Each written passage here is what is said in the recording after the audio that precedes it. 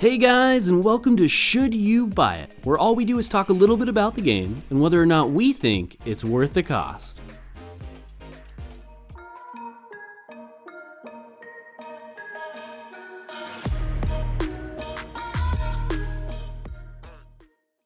In this episode, we'll be playing Outriders, the post-apocalyptic looter shooter game where your goal is to run and gun your way through massive hordes of space monsters in order to save what remains of humanity. So the first question that we always cover in these videos is what stage of development is the game in? And in this case, Outriders is in full release and available on PC as well as most consoles for $60. So what exactly is Outriders? Well, in Outriders, your primary objective is to use your skills and anomaly powers to complete missions and hunts on the chaotic planet of Enoch.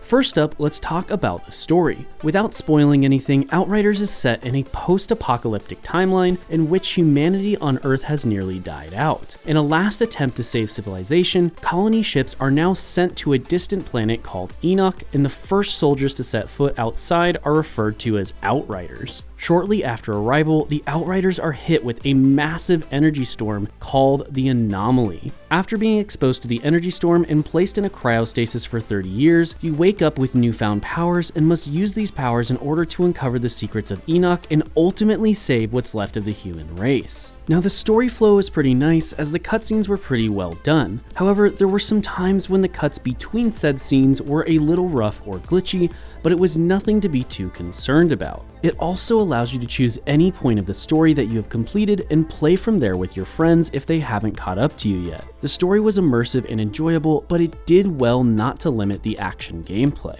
Next, let's talk a little bit about the class system. Outriders has 4 classes that you can choose from, and each have unique anomaly powers, melee skills, and healing mechanics. First up is the Devastator, which is basically the tanky close-range bruiser that just wants to get the heck in there and bash some heads in. The Devastator's abilities include things like seismic slams, ground smashes, and they are healed when enemies die within close proximity of them. Next is the Pyromancer, which is like a mid-range mage that has magma in his veins. Literally, the Pyromancer uses heat waves, volcanic bullets, and will heal when enemies die while affected by its flames. After that is the Technomancer, which is your gadget-wielding sniper that would rather blow up enemies from far away. The Technomancer uses missile launchers, turrets, and heals for a portion of the damage that they dish out. Finally, the last option is the Trickster, which is basically a rogue-styled melee that relies on hit-and-run tactics. Tricksters can use time stop bubbles, teleportation, and they gain shields and health when enemies die too close to them.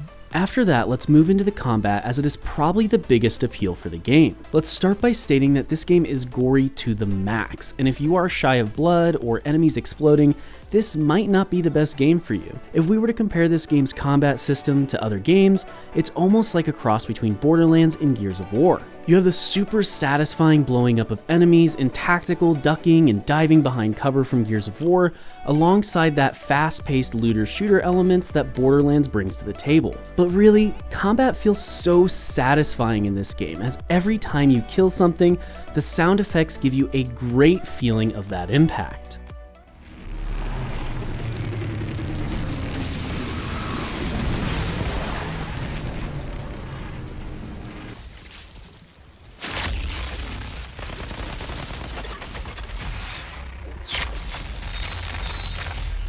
The loot in Outriders is similar to most RPG games, with armor and weapons having different levels and rarities. You are able to increase your gear's rarity, its level, and even add mods to it. The mods can do things that either give you some sort of on-hit effect or change the way that your anomaly powers work. To give you an example of this, I found a pair of boots that changed my roll into a phase shift that prevented damage rather than just moving out of the way. Now the progression in Outriders is pretty jam-packed. There's everything from character progression, gear progression, story progression, and even account progression. Each class has their own talent tree, and that basically gives each role a subclass to refine your playstyle and further enhance your abilities and stats. Each destination you come across in the story is filled with side quests or hunts to complete as well, if you are tired of trekking through the main questline.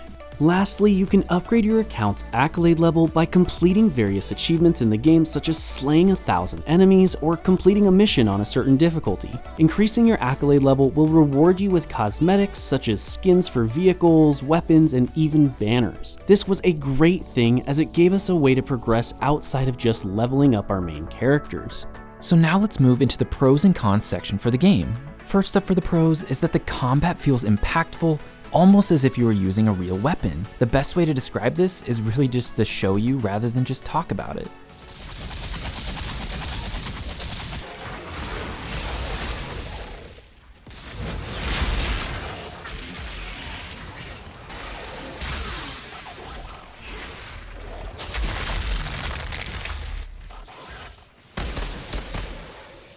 Next up is the story, and not that it was amazing, but that it immerses you into the world, and they did a really good job of not just throwing a bad guy in and saying, hey, go kill this guy to save the world. And last for the pros is the fact that each class has tons of customization. To give you an idea of what we're talking about here, you could play an anomaly power-oriented pyromancer, or one that excels in increasing their weapon's firepower.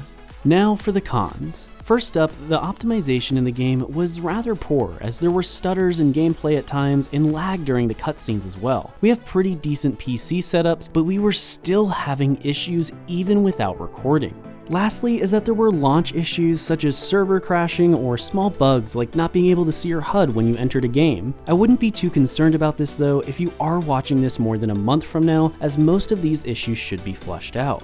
So now it's time for the rating for the game, and when we rate games, we want to get 1 hour of enjoyment out of every $1 that we spent on the game. So for this game in particular, in Outriders, we will want to get roughly 60 hours of enjoyment out of the $60 that we both spent.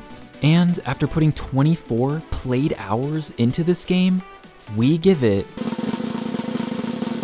7 out of 10 potatoes.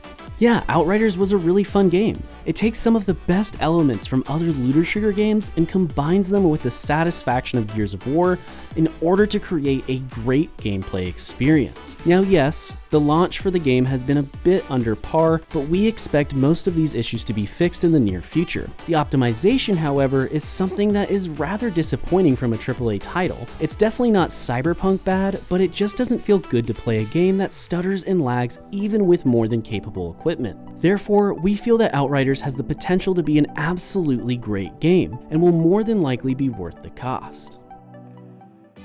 Now, if you guys want more money-saving content, consider subscribing to our channel, where we release new videos every single week, where we spend the money so you don't have to. Make sure you guys smash that like button, and as always, thank you so much for watching, and we will see you next time.